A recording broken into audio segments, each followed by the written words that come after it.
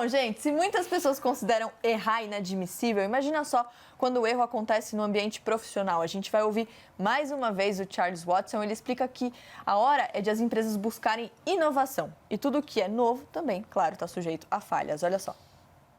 Poucas empresas estão genuinamente comprometidas com pensamento criativo.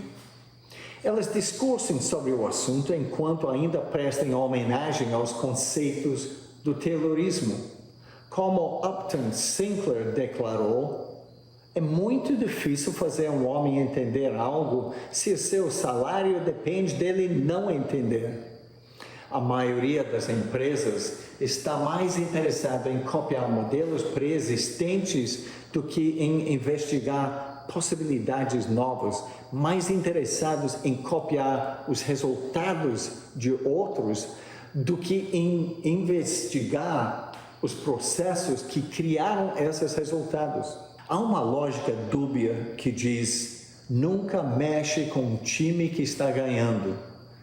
Mas é justamente quando o time está ganhando que você tem crédito para poder experimentar e abrir novos possíveis horizontes. Ou você prefere esperar até estar na fila de insolvência? Eu adorei isso que ele falou do time que está ganhando, que é justamente quando você tem crédito para experimentar e abrir novos horizontes. Bom, gente, é hora de dividir então o meu momento de vulnerabilidade. Eu ouvi um pouco da Gabi e da Rita e a gente sempre associa o momento de vulnerabilidade a algo profissional, ambiente de profissional. A gente ouviu o Charles falando sobre as empresas e tal. E claro que eu também tenho vulnerabilidades no ambiente profissional. Fiquei com muito medo quando eu fui apresentar pela primeira vez de camiseta, piercing, tatuagem e tênis. Com muito medo das pessoas me rejeitarem de alguma maneira, mas, enfim, fechei o olho e fui. Mas a gente tem muitos outros momentos na vida pessoal. Então, por exemplo, quando eu assumi um relacionamento publicamente, né? A gente coloca o nosso relacionamento ali numa situação de vulnerabilidade.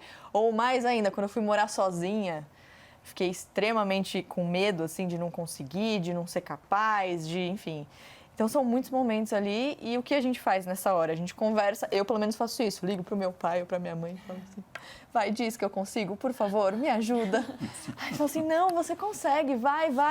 Aí eu falo: tá bom, aí a gente fecha o olho e vai. Quantas vezes eu não fiz isso? Os amigos ficam ali, ó, vai, você consegue, porque às vezes a gente não acredita. Aquela ilusão. Na gente. Eu falo pra minha mãe, fala que vai ficar tudo bem. Ela fala, mas o que adianta eu falar que vai tudo bem? Eu falo, mãe, fala que vai ficar tudo bem.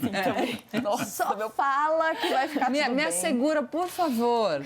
Tem hora que a gente só quer um abraço e alguém dizendo, vai ficar tudo bem, você consegue. E eu usei muito disso nesses meus momentos de vulnerabilidade. Mas a questão do relacionamento é uma questão que dá pra gente também falar. Porque muita gente tem medo de entrar num relacionamento por se colocar justamente numa situação de vulnerabilidade. E depois que você está no relacionamento, é o medo de, não vou dizer que eu amo primeiro, porque aí eu vou me colocar ali numa situação ruim. Só queria dizer que eu aprendi muito isso com o Felipe, porque ele disse para mim primeiro que ele me amava. Eu achei super corajoso. E eu disse também depois, tá, gente? Não fiquei aquela coisa do tipo, obrigada, qualquer coisa eu te aviso. 6 meses depois, ela disse, idem. Eu não sou insensível. TB. Qualquer coisa eu te aviso, eu te ligo depois. Mas dentro de um relacionamento, a gente morre de medo, né, de se colocar nessas situações também. A gente acha que a gente tem controle sobre as coisas. Eu falo isso. O controle é uma ilusão. Então, assim, mas se eu me entregar para essa pessoa, eu posso me machucar porque ela pode me abandonar. Sempre. Né? A pessoa sempre pode não estar mais com você amanhã, ou porque te abandonou, ou enfim, porque aconteceu alguma outra coisa. E aí a única alternativa é deixar de viver, não se colocar numa situação de vulnerabilidade, vai inviabilizar experiências muito proveitosas. Então, que tal pensar, gosto tanto dessa pessoa, vou dizer que eu gosto e vou aproveitar o tempo que eu tenho. Eu, particularmente, falei que amava o Thiago rapidinho. 2 semanas depois a gente estava morando junto, ele por livre e espontânea pressão, foi ótimo. Olha, vamos conversar com o Thiago depois para saber, mas eu estava vendo aqui, fazendo uma pesquisa para o programa, tem o TED Talk da Brené Brown, que fala o poder da vulnerabilidade, e ela diz muito isso, que a gente vive num mundo vulnerável e muitas vezes a gente lida com isso anestesiando a vulnerabilidade, e aí a gente acaba anestesiando outros sentimentos também, né, Carnão? Eu acho que nós temos uma fantasia de controle, como disse a Gabriela, e um desejo de evitar o aleatório. Nós somos um desfile sobre o fio de uma navalha, podemos ter um aneurisma a cada instante, podemos morrer, podemos mudar, tudo muda. Eu sou Heráclito, né? Pantarrei, tudo flui, tudo muda. Eu sou o anti-Parmênides, o anti-caráter fixo das coisas, mas nós gostaríamos de controlar tudo. E as pessoas que, como eu, têm mais medo de que saia algo errado são as mais planejadoras e estratégicas, porque elas disfarçam a ansiedade do aleatório através de um planejamento minucioso e estratégico. E muitas vezes esse planejamento, ele de fato acontece ou acontece alguma coisa no meio do caminho e você fica nervoso ali para...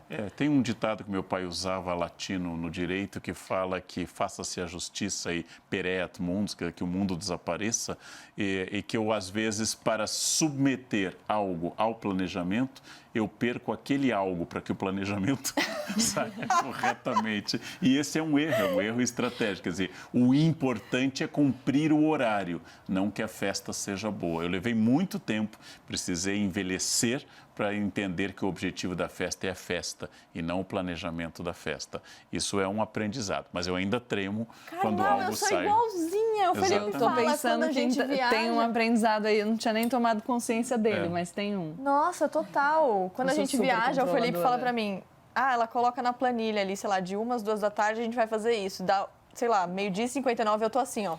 Isso. Ele fala, gente, se passar, sei lá, o YouTube fazendo um show na banda, não pode, a gente vai pode pra cá. viajar junto. E a gente não deixa o planejo Felipe nada. com o Thiago, eles vão ser felizes.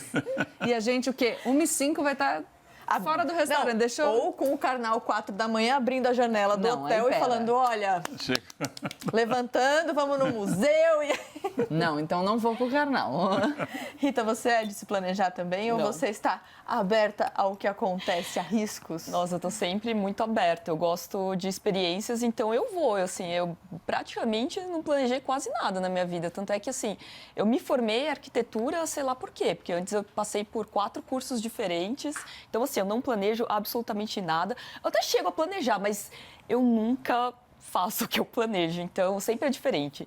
Então, eu acho que eu sou bem sagitariana mesmo, assim, eu deixo. Me deu até eu um- tá aqui foi também absolutamente aleatório, né? Nossa, gente, eu queria agradecer quem inventou as planilhas, o negrito, itálico, sublinhado, cores. Eu amo essa pessoa. Não sei quem foi, mas agradeço. Eu não faço planilha, mas eu planejo na minha amo cabeça. planilhas, gente. Amo. Nossa, me deu até um quentinho aqui agora. Bom,